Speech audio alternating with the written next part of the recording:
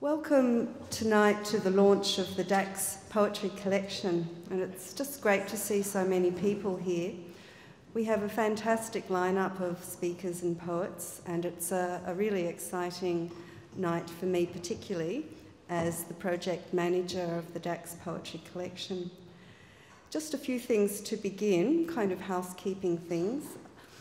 Unfortunately, Chris Wallace-Crabb couldn't be with us tonight, and he's already contributed a lot to the Dax Poetry Collection, and he sends his best wishes to all of us tonight. But we also have a surprise guest, and we'll hear briefly from Associate Professor Paul Hetherington from the University of Canberra, who's with us here tonight. I'd like to remind you all that the wonderful Readings bookstore has a table here for you to browse and buy.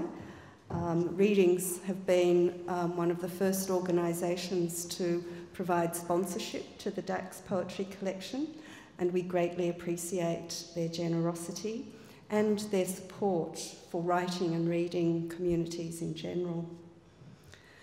Well, tonight I'd like to begin with a personal story. When I was a child growing up in Pennant Hills in Sydney, we lived in the next street to a place called Chelmsford Private Hospital. Between 1963 and 1979, the doctors in Chelmsford, led by Dr. Harry Bailey, were performing a type of psychiatric treatment known as deep sleep therapy in order to treat conditions like schizophrenia and depression. These treatments and their dangerous consequences are well known and have been fictionalised in the late Dorothy Porter's verse novel, What a Piece of Work. My mother and the local housewives in the area would nod at this building in hushed tones and say, "There's a celebrity in there." What in there meant, I wasn't quite sure as a child. It was something quite mysterious. My memory of Chelmsford is of an ordinary, bland, pale brick bungalow-style building. And yet behind that nondescript facade, at least 12 patients died, including a 10-year-old boy and a 14-year-old boy. I don't think living near Chelmsford made me choose a career in child psychiatry, but that childhood memory stays with me and continues to remind me that those of us who experience mental anguish and trauma are vulnerable to the ebb and flow of treatments, of conceptualizations about mental illness, and of diagnostic categorizations. In contrast to Chelmsford, the Dax Centre is about something different. Primarily, we are interested in listening. We are interested in listening to the creative voices of those among us who have experienced mental anguish, mental illness, loss and trauma. We listen in order to learn more about the mind, more about ideas of resilience, and more about human worth, individuality and dignity. Dr. Toby Davidson, lecturer at Macquarie University, recently edited the collected poems of renowned Australian poet Francis Webb, who spent many years institutionalised for mental illness. Webb himself referred to mental illness as that nameless knowledge in his soul. And I'd like to quote from what Toby Davidson says about the importance of Francis Webb's work. He says, "While renowned Australian poets of earlier generations, such as Henry Kendall, Ada Cambridge and John Shaw Neilson, had suffered depressive illnesses, and others, such as Anna Wickham, had been institutionalised, rarely, if ever, were readers taken into such illnesses and their places of treatment. But Webb's poem, On First Hearing a Cuckoo, brings a new mix of music and birds carried through the rhythm of an institution's rostered days of activities, dinner and lights out. What such poetry gives us is birdsong alongside sorrow, the outside world alongside the individual's internal world, hope shadowing despair. Poetry and other arts place the person at the centre of these experiences, and poetry has sublime expressive qualities. The insights of poetry are often quirky, profound, humorous, life-affirming, dark. In poetry there is rebellion, refusal, irreverence. Poetry seems to have a unique ability to see behind doors previously closed, perhaps those locked doors of Chelmsford, and to articulate the great expanse of thought and individuality that lies between silence and language.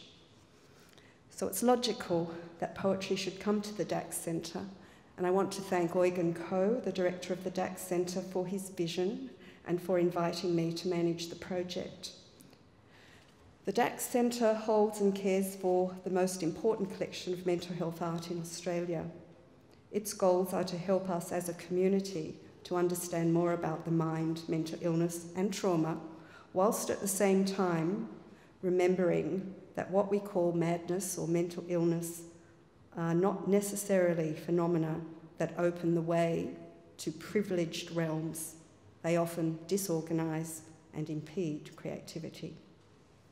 So I'm very proud of this voluntary work and very committed to the development of the Dax collection of poetry.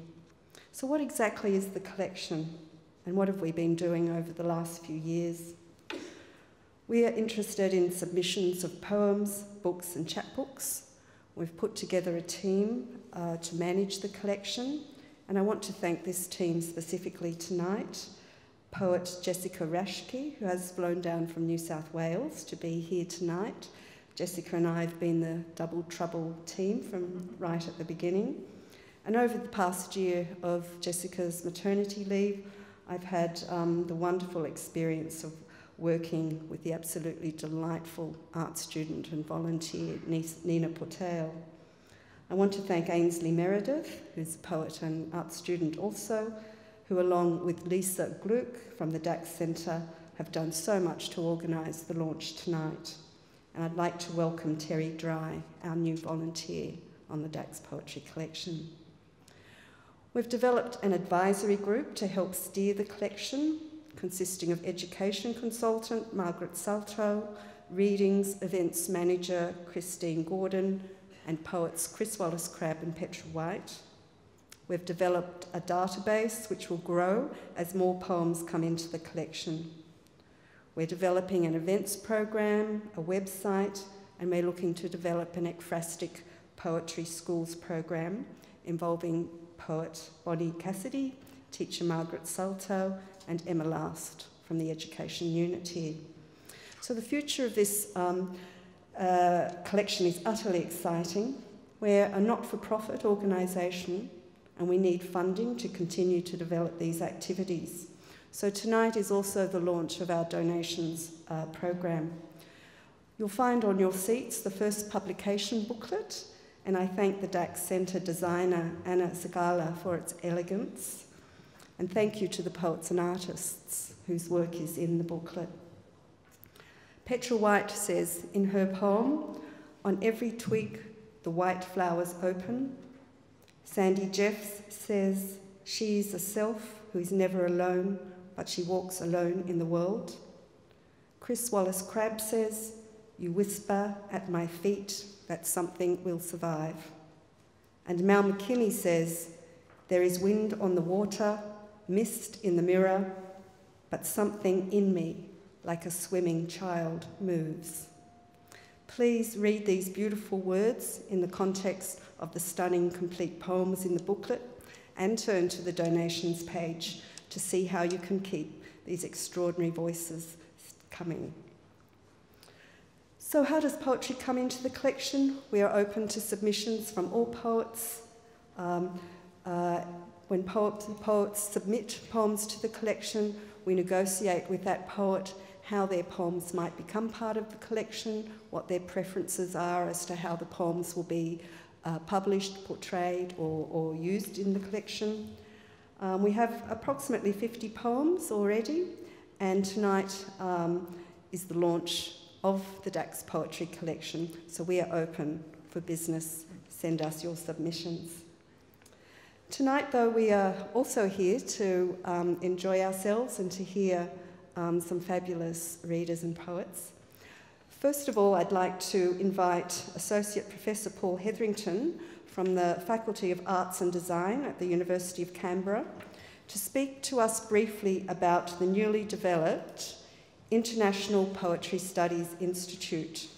We have developed partnership with IPSI and very appreciative of Paul's time tonight. Paul holds many positions of note in Australian literary circles, including the chair of the Australasian Association of Writing Programs. He has published numerous poetry collections and has just released a new collection. So welcome, Paul.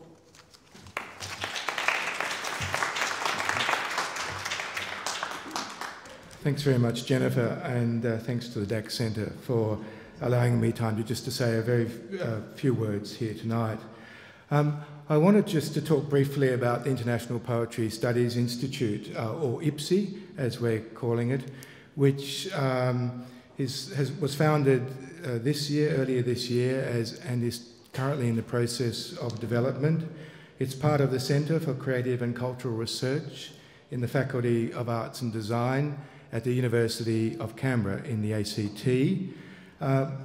And I wanted to talk about the International Poetry Studies Institute in this context because it is as far as I know, the only research centre based at a university in this country that's dedicated to research into poetry, not just Australian poetry, but poetry internationally.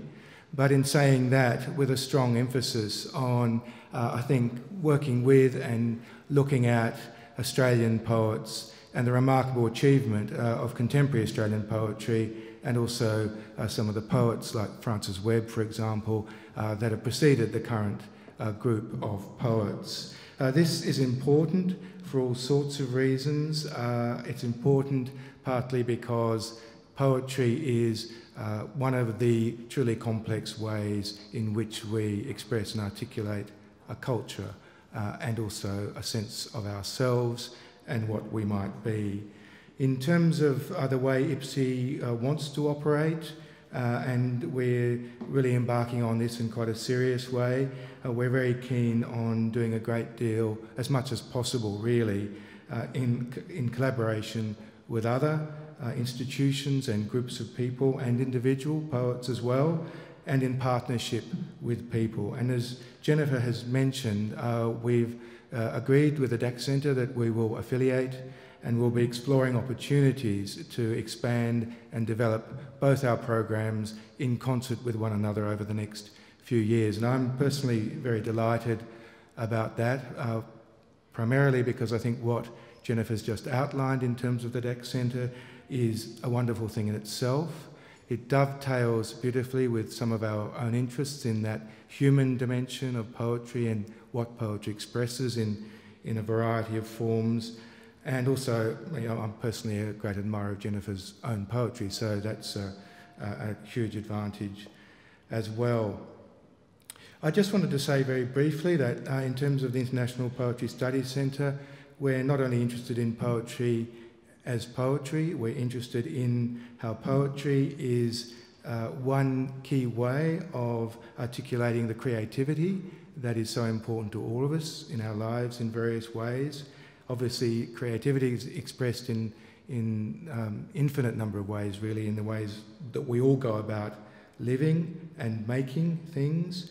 But that emphasis on creativity and its connection to articulating complex experience and exploring problematic issues is really important because, in a way, it takes us back to ideas of memory, of who we are, of how we say ourselves as people. And in terms of ways of approaching those critical issues, we're looking at interdisciplinary work, so not just in terms of the literary world, but looking at the broader cultural realm and how poetry connects to that, how poetry is knowledge, how poetry connects to other art forms. I was very interested to hear Jennifer mention briefly ekphrasis, because we're interested in, for example, how poetry and the visual arts connect, and if you look around you, some of those connections are here tonight. And poetry is a way of organising and understanding modes of thought, of really the relationship of poetry to human experience in all of its multifaceted forms.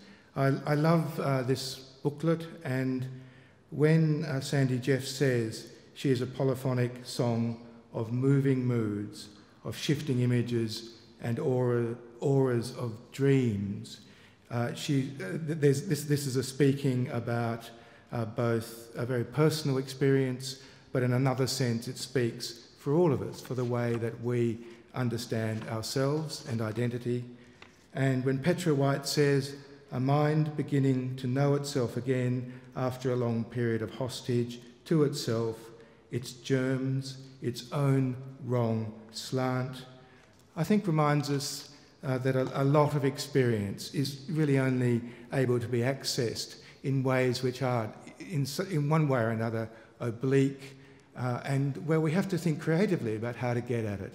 And poetry is, one exemplification of that slant approach to understanding experience. So if we at IPSI and the University of Canberra and the Dax Centre can find ways of doing some of these things, then we'll be delighted. Thank you very much.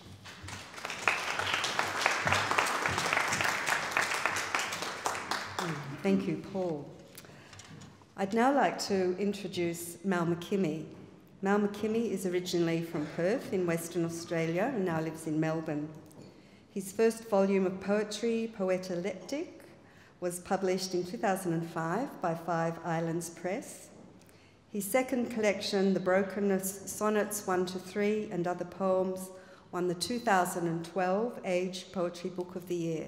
I'm absolutely delighted to welcome Mal McKimmie to the Dax Centre tonight.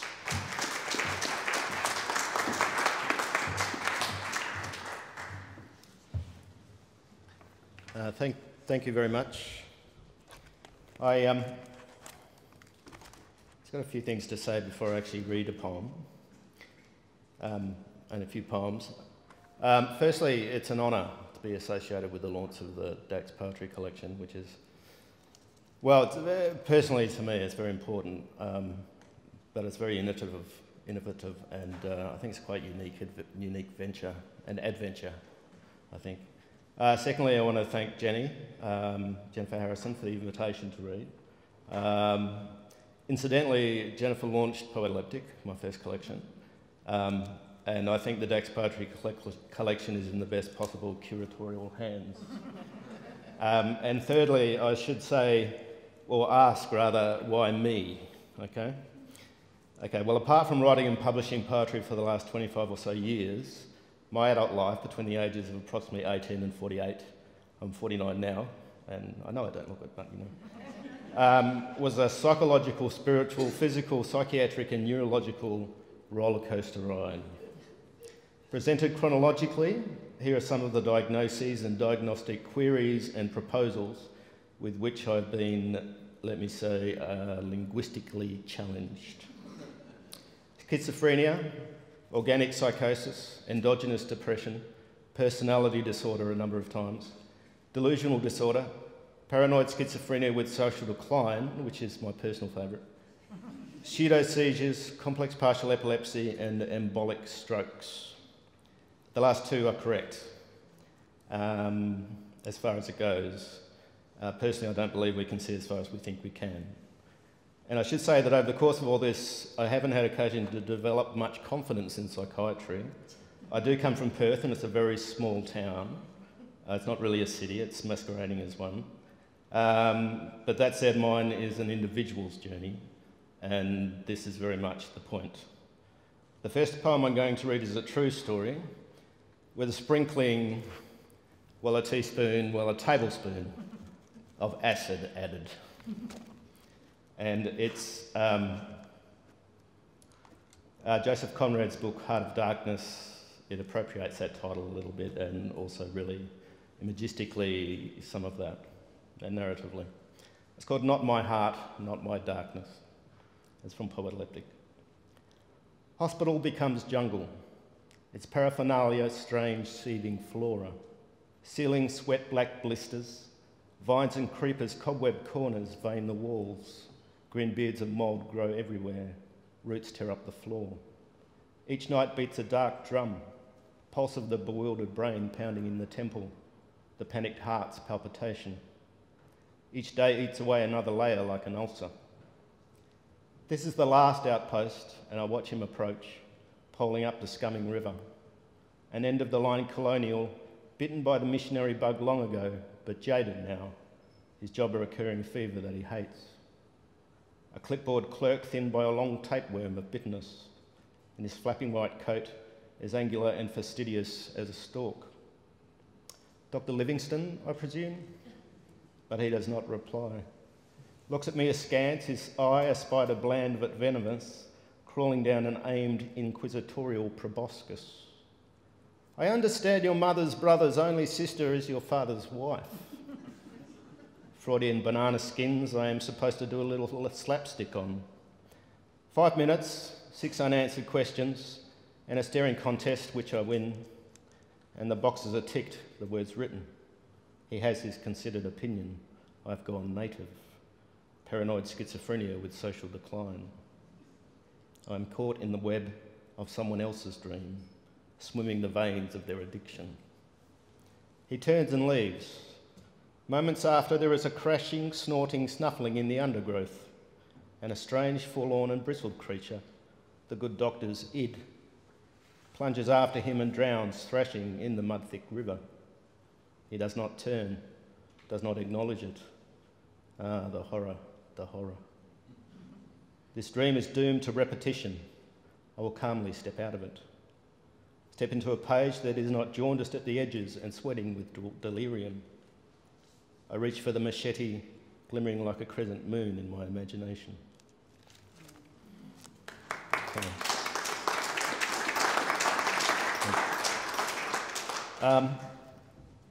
Okay, a cautionary statement. We have to, in this enterprise, avoid stereotypes in everything we do in poetry when we're talking about what we call mental illness and psychological trauma, etc. A poet or any artist does not necessarily suffer from, nor is more inclined to suffer from, the conditions and experiences that fall under the rubric of mental illness. Butchers, bakers and candlestick makers may perhaps be as inclined, so to speak. Context is everything. Anne Sexton was in all probability sexually abused in childhood.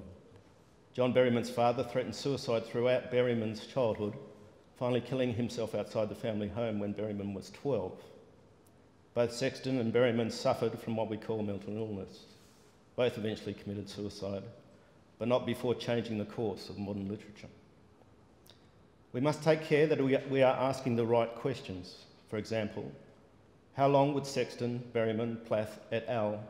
Have survived without the identity and community poetry can provide? Poetry may save some lives. It saved mine, by the way. It may extend and enrich others. Or do poets and other artists by nature, by personality, and therefore by genetics, I say with some mischief, have and need a more intimate relationship with the unconscious, the symbolic, the mythic, the sacred? In the prosaic nexus we have created in this society, the very existence of these are often explicitly or implicitly denied. Poetry doesn't suffer from this denial. Its embrace is ecumenical in the fullest sense of the word. This following poem is written, to a large extent, in protest at the historical revisionism in which we sometimes indulge. It's from the Brokenness Sonnets, Part 1, and it's written in the voice of the painter Paul Gauguin, who lived for a time with Vincent van Gogh. It's called Gorgons Soliloquy, and it's prefaced by this quote, which is from a letter from Vincent van Gogh to his brother Theo, dated the 24th of March, 1889. And that is what the first and last cause of my aberration was. Do you know those words of a Dutch poet? I am attached to the earth by more than earthly ties. Gorgons Soliloquy. The earth as it was when God was young is witnessed in my master's paintings. As I listen now to the learned discourse on each brushstroke and on scientific cause, chrome yellow as evidence of jaundice, distortion through the lens of mental illness, that incident and epileptic voices, I come to understand my master's choices. God spools his golden thread from fields near Arles, stills the writhing pines, thumbs out those stars, while the shadows of my master's blade and gun fall between God's earth and the world of men. Deep down in the soil, still as an archetype, I wait, listening for his and God's return. Okay. So, now, given the time I've spent in hospitals and the fact that we're just down the road from the Royal Melbourne and a few other hospitals, I thought the next poem might be appropriate. It's titled Hospital Homunculi. It could be described as a tone poem composed of fragments, and I think the fact that poetry embraces and can embrace the fragmentary is very important in the context of the Dax Poetry Collection and what it can do and can achieve. Homunculus means little man. Interestingly, one critic misread this poem as a searing account of mental illness, which is not a complete misreading, it's just that the conditions complex partial epilepsy and embolic strokes can be added to the mix. I'm going to pause between each fragment. Hospital Homunculi. In a dream, the Turin shroud is being laundered in the bowels of hospital. I wake knowing how to prove it a fraud. Morning again, unavoidable as virus in vapour or the breeding of bacteria. This is Lazarus, I need an outside line. When my family came to visit, I was asleep, dreaming that my family came to visit. Let us play, child, the game of crucifixion, pin the heart on the skeleton. Doctor, who told you to go off your antidepressants? Patient, my body told my brain told my mind told my soul told me. Doctor, for how long have you been hearing these voices?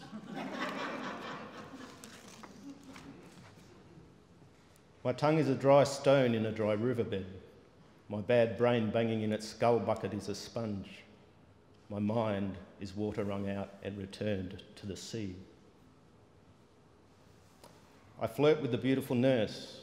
In hospital's mirror, the bearded lady weds the hanged man again.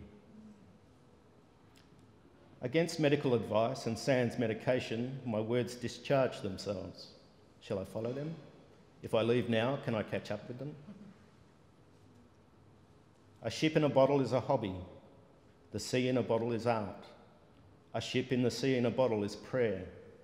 A man in the ship, in the sea, in the bottle is praying that art does not become a hobby. 2 a.m.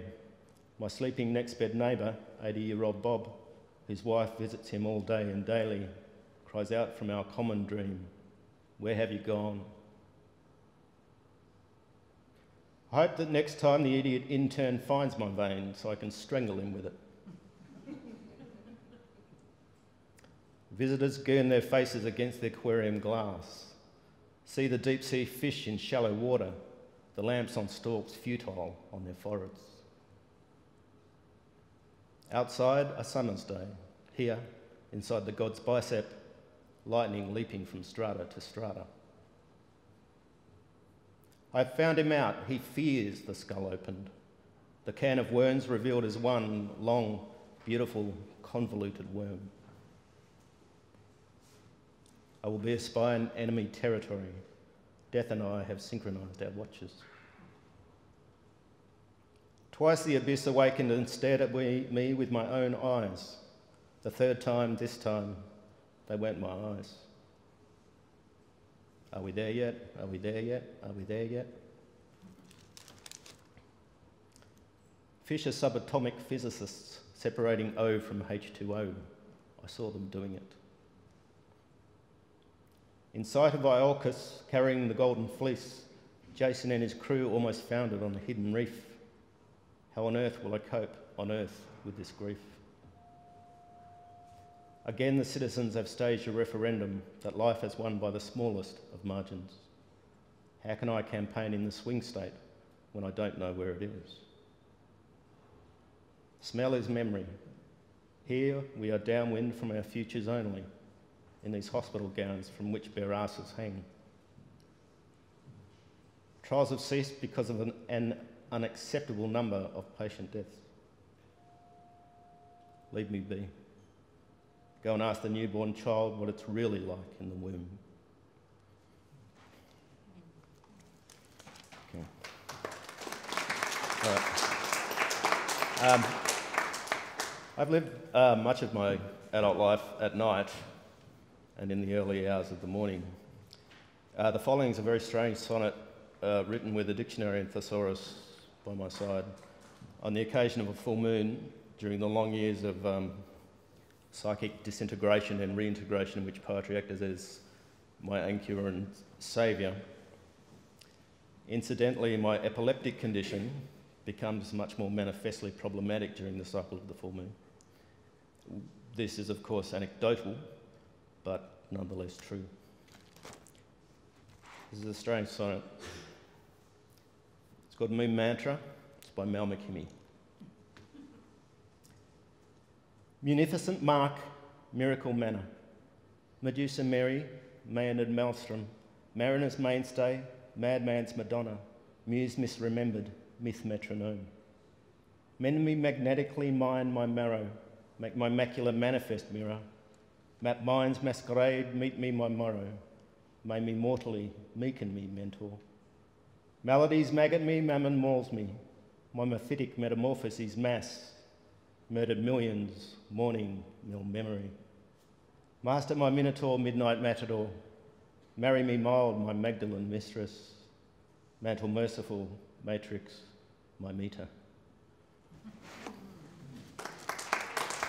Two more poems. The next is not mine.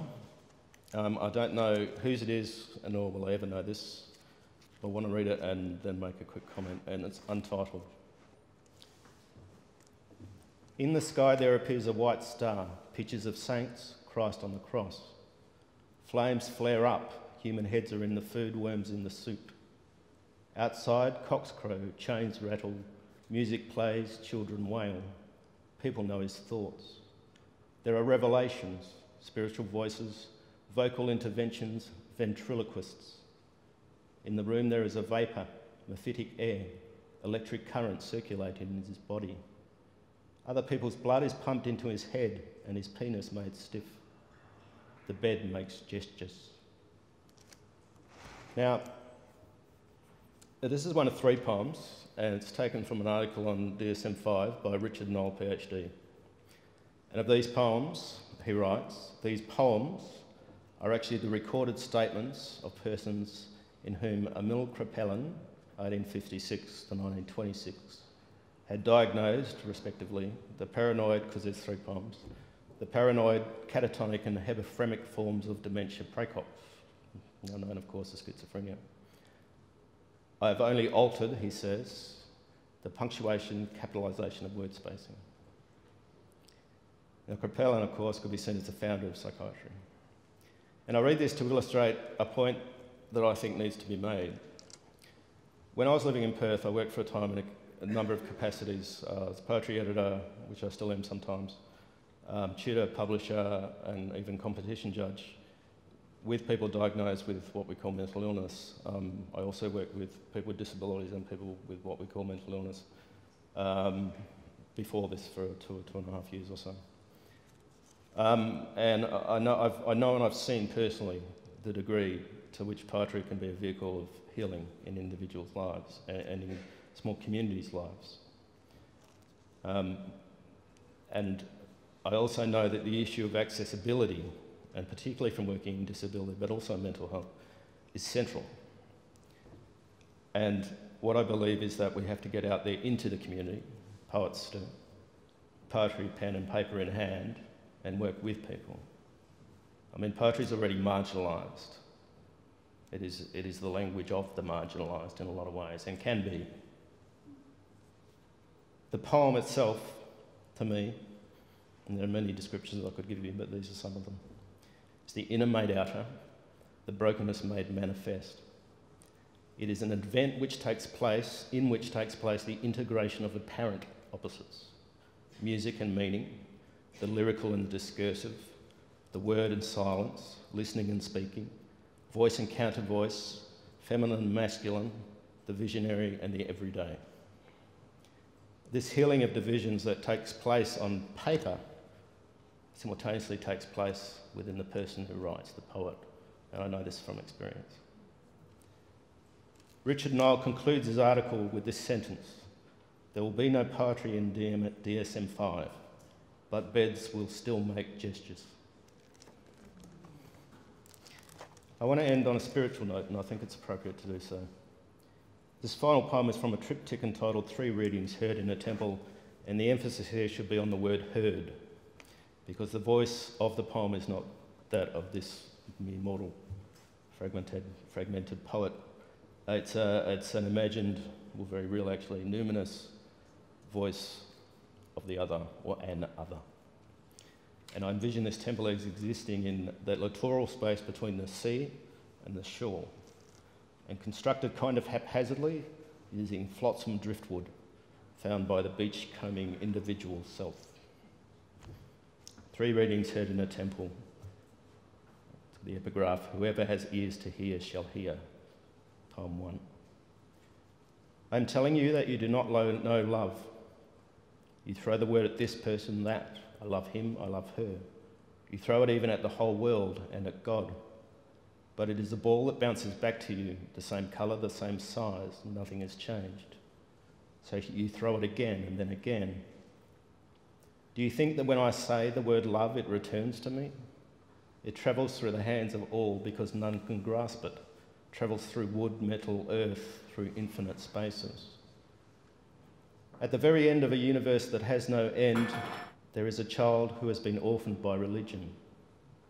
Its only desire is to play, though play cannot be said to be a desire. When I utter the word love, it travels over weeping distances to that child, becomes a ball in its hands, and there it remains. Thank you, and God bless the Dax Poetry Collection and all who sail in her. Thank you.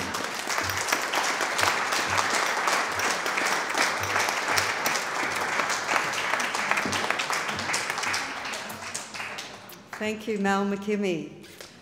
And I'll just remind you all that readings have the poets' books for sale if you want to read some more of Mal's work or the other poets here tonight.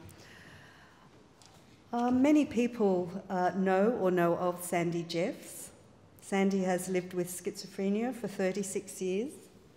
She has published 5 volumes of poetry and a memoir, Flying with Paper Wings, Reflections on Living with Madness.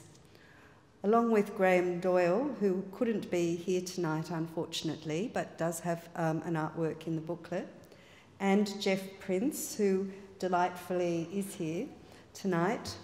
Sandy is a founding member of the famed group, the Loose Kangaroos.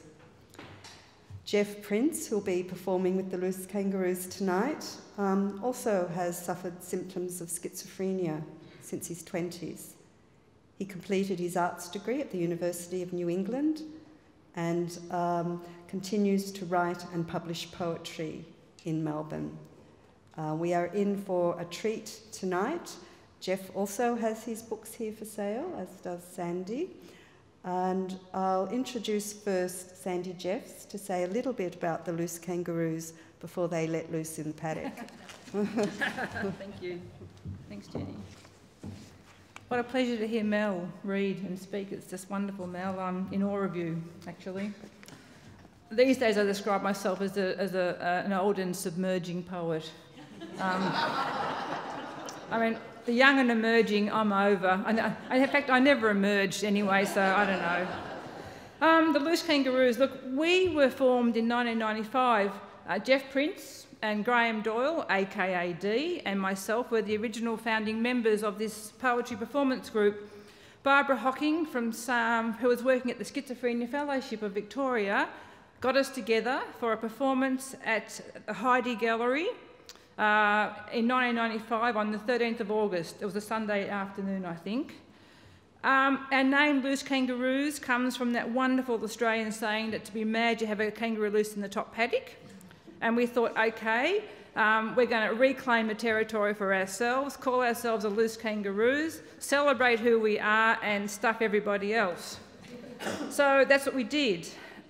We became quite well known around the psych scene of Melbourne, actually. We performed at day programs, at psych hospitals, some conferences, some community groups.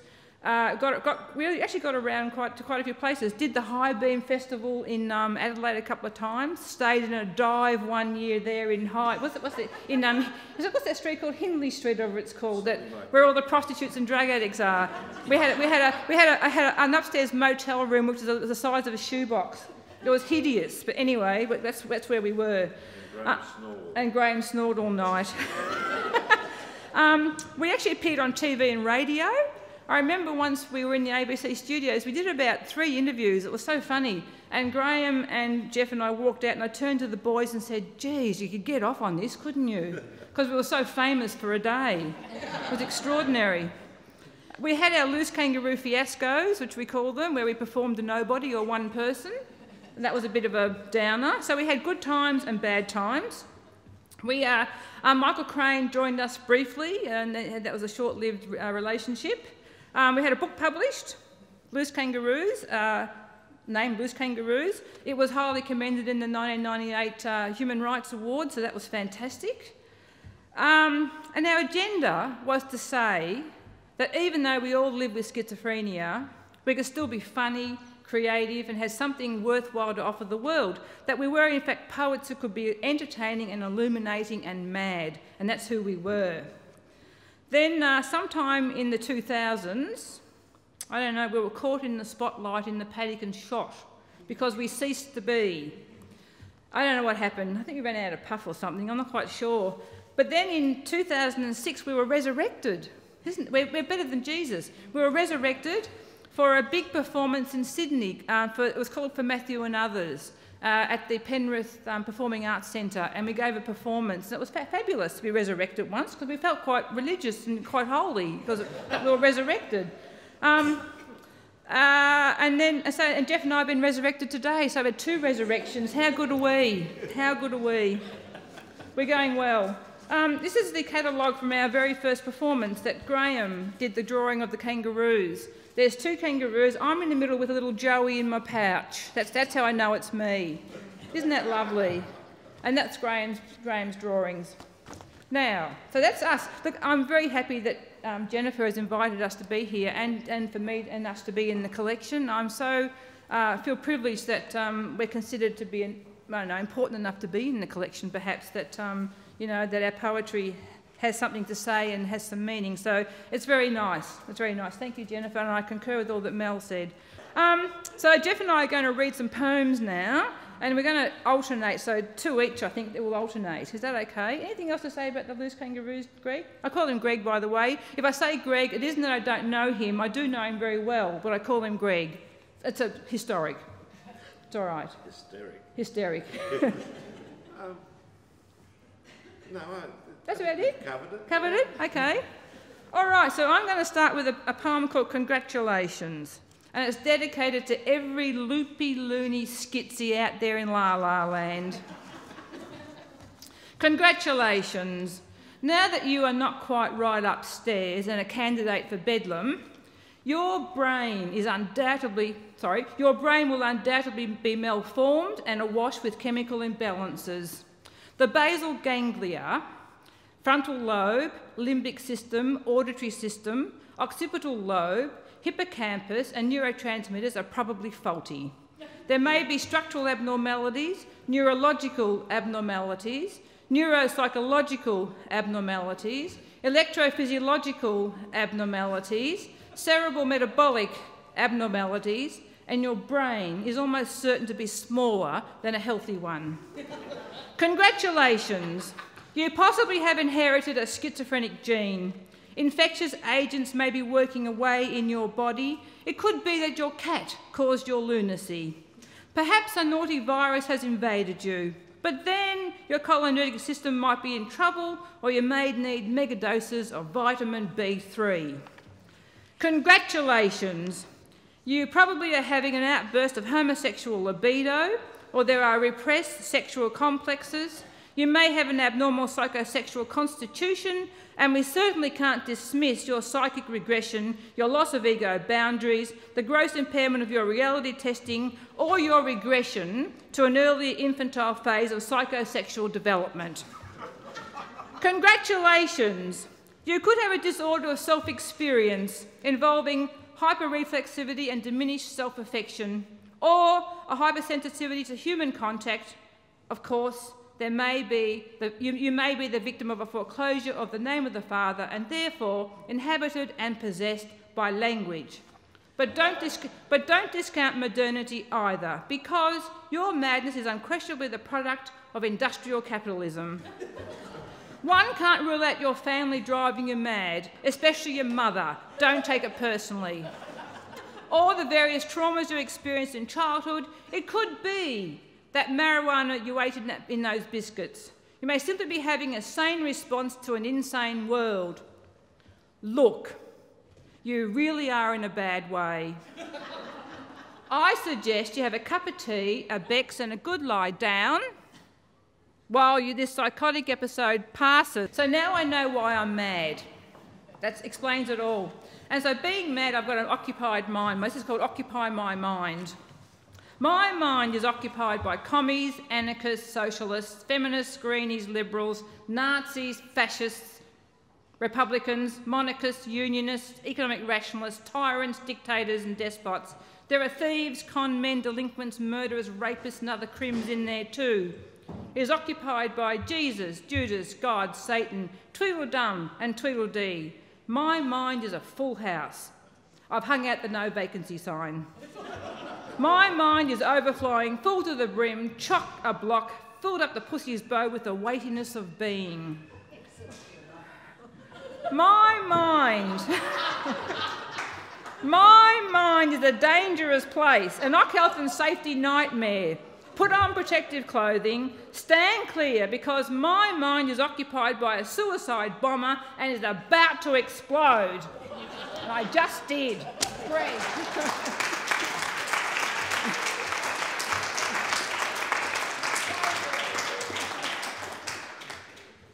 Thank you, Sandy.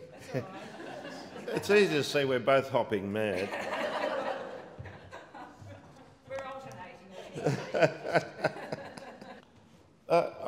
I've decided that I'll try and read some poems from earlier times. I call them like the growth rings on a tree. You know, there's good years and bad years, but most of these come from the Stellazine era. Some of them from the Motorcade era, and quite a few from the Alanzapine era. So the first one that I'll start off with comes from a little hospital in New South Wales, which is a psychiatric hospital that was my second port of call after a very comfortable middle-class clinic in Sydney. And this was the public ward, and the poem's called Walking from Watt Street. The nurse insisted we trek across Newcastle, we the nodding band of drug-doused misfits. In an uncomfortable procession, we pass the sights, while all the while we seek only the release of sleep. But walking is good exercise, she tells us, and sharp bodies develop sharp minds. We pass the brick-walled Newcastle Hospital, the real hospital as we called it, with really sick patients, like wraiths lost in the mist. Some of us have stopped for a smoke, and to catch our breath. The archetypal Zack and Bluey hail us from their ute, "You bunch of loonies!" and screech away to burning rubber. I wonder, and airing this to Beth, whether we could just, well, keep going. Beth, with signs of radical side effects from much needed medication, thinks not. There's a Watt Street at the end of every walk for most of us. I let the matter drop. Later at the ward, I realised she was right. There are some haunts you never walk away from.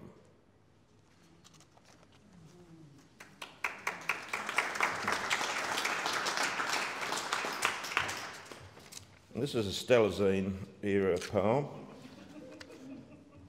which my wife likes, and I sort of always have to read it. It takes a bit of reading because it's sort of a sound poem as much as anything. It's called Webs of Breath. What webs of breath we weave to wear the earth in song, the sky in dearth of reason. What words we wield in thought and deed to turn the tide, to win the field with magic. But overall we wish we were beyond the scheme, beyond the ensnared phantoms, high in a realm of restless breath which whispers no surrender, held to the helm of heaven. Yet here I stand so steeped in song, attuned in love's dominion, these hands uncertain, to forge love's will with dreams revealed and selflessness conditioned, with humble breath to fill its fanfare. This delicate matter or state of beings music alone can salvage, nor yet complete, that a thin veneer of thought-thrown voice remains to wreak its anthem on the inner ear, to tune the choice to worded reason. See soft and certain symbols clash in pitch of logic, which music makes from mayhem, a concession that breaks the breath to belief in relief of perception, till the art finds escape in retreat. And who am I to have held the web in an instant of art as the lyre was lifted, to have carried the call? And who am I to dare to touch my tongue with this mind-spun song, to echo this air I've borrowed? What webs of breath we weave to wear the earth in song, the sky in dearth of reason. What words we wield in thought and deed, to turn the tide, to win the field with magic.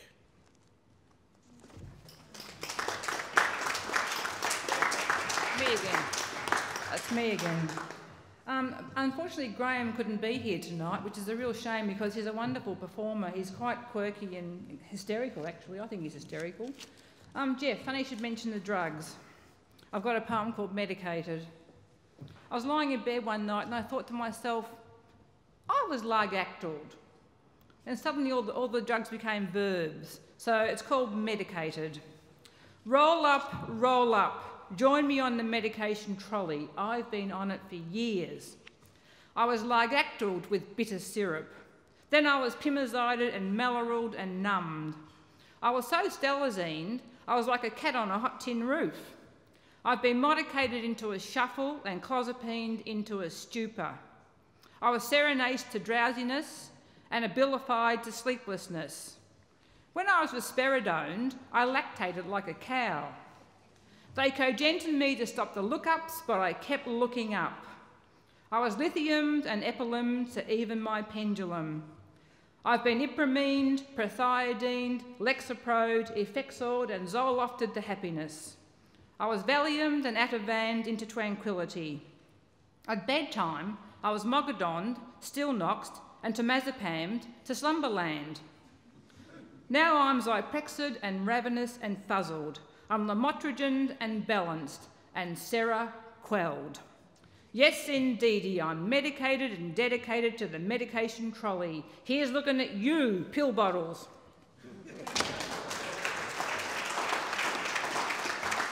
And a very short one, marinade. My brain is marinating in a blend of antipsychotics. Sanity tastes bitter. Now, the Mad Poet's Tea Party, the loony in the pack. The belfry brats are doing my head in. One eye sees yin, the other eye sees yang. I go to bed an angel and wake up a demon. I thought I was a sunrise and discovered I was a sunset. Yesterday I was a princess, today I'm a pauper. But I'm no Jekyll and Hyde, I'm just the tip of the iceberg. There's more behind my iron curtain than meets the eye. Maybe I'm the loony in the pack. Party time. The loose roos are raising my roof. It's their party time. They're hanging me out to dry, but I'm hanging tough, even though I'm on a slippery slope to nowhere, and I keep missing the bus because I'm on a highway to the funny farm and a stairway to the bug house. But it's no use crying over spilt sanity. Smoke and mirrors. I'm on the shelf with a cut snake, up a pole and out of my tree. The oyster's been taken out of my world. I'm on the outside looking in through my mind's eye, but I can't get my head around it because I can't make head or tail of it. Meanwhile, I'm casting my mind back to a time before the slings and arrows of craziness, to find the hypodermic needle in the haystack. But life wasn't meant to be sane, so I'm pulling my socks up and trying to get a life in spite of the smoke and mirrors of lunacy. Loose screw. Is it simply a question of mind over matter, of things crossing my mind, of having a mind open to anything, of being out of my cotton-picking mind? Is my mind's eye too vivid or too clouded? Are there too many butterflies in it? Or do I only have half a mind to do anything? I'm head over heels with a screw loose. The eye of the beholder. Cheer up, because every mad cloud has a sane lining, and every sane cloud has a mad lining. And I'm from the school of hard knocks, where sanity is in the eye of the beholder and madness is in the eye of a shrink. Tea party. I must be as silly as a wheel, because I'm in seventh heaven, sipping tea at the mad poet's tea party, far from the madding crowd, on a slow boat to Bedlam, where the reality of sanity is surpassed by the insanity of reality. The mind boggles. Go, Greg. There we go. Well, consider it boggled.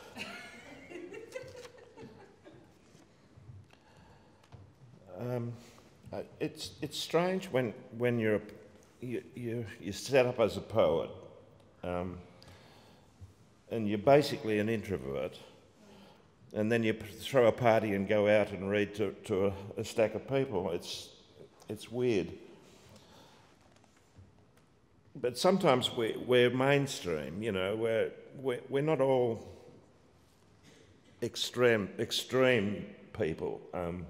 We're just ordinary run-of-the-mill people. And sometimes we just crave a renaissance. This poem's called Renaissance Fair.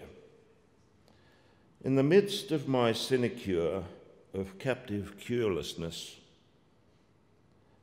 in the middle of my pension of penmanship, in the centre of my royalties of introspection, I sense renaissance in a flow. In my poem of glad no-everness, of soul's perseverance, in my essay of pristine will, reasonable effort, in my mandala of guided vision, of integrative wisdom, I sense renaissance in a glow. In my reading of patient history, of cosmic pattern, in my study of veritable stillness, of transcendental art, in my work of enlivening words, of vivifying verse, I sense renaissance, novel growth.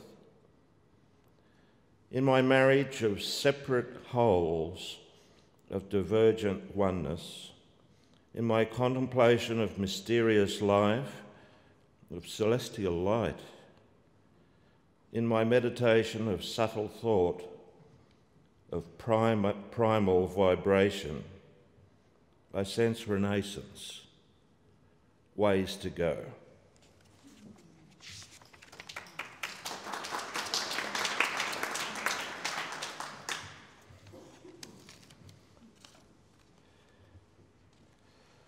This poem's called We'll Kiss Our Demons. We want our bona fide nervous breakthroughs now that we are unravelled.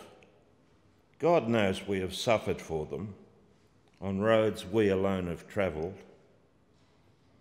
We want permission for genius beyond the consciousness industry in our own experiential anarchy. God knows we've worn the uniform of conformity long enough in every sickening shade of khaki.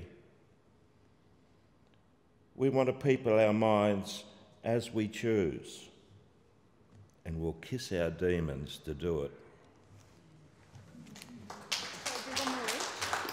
One more lecture, Greg. I'm just going to finish with a little meditation on dislike. It's called Calculating the Cost. She sees herself in a shadow she once loved, at a time when her small hands hugged closely to her chest, her lightness of being. How long, long ago it was when in her infant heart she hoped her ever-ripening core would one day bear fruit. But the carapace of infancy was too brittle. Now she is a silhouetted child, eclipsed in her sadness, and a once-loved shadow is unloved. She is plummeting into an unfathomable hollowness, asking herself as she collides with her corroded core, what is this unnamed guilt? Why such heaviness of being? Why the ceaseless despondency? She is calculating the cost of her own dislike.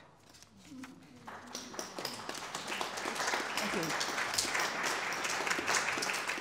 Thank you very much. And like Mel, poetry for me is a lifeline. It's been my lifeline for a long time and a purpose. It's given me purpose where I had no purpose before. So I think poetry is an extraordinary thing to be involved in, and I love hearing other poets as well. So thank you very much.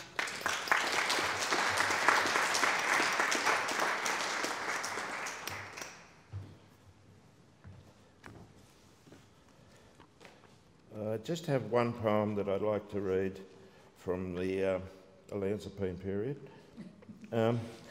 Life is not a code to be deciphered, but a real presence to be shared. Life is not a glib hypothesis, more than a prayer we have aired. Life is also not a ladder to be engineered and climbed in blindness, nor is it a chemical reaction, but more, it's a sense of reciprocal kindness. Thank you all.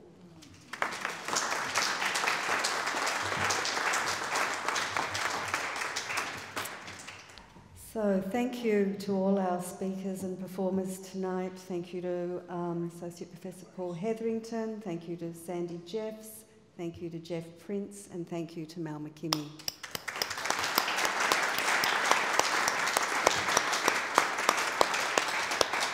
And may we have many more poetry events here at the Dax Centre. And I want to thank you all for coming. So thank you.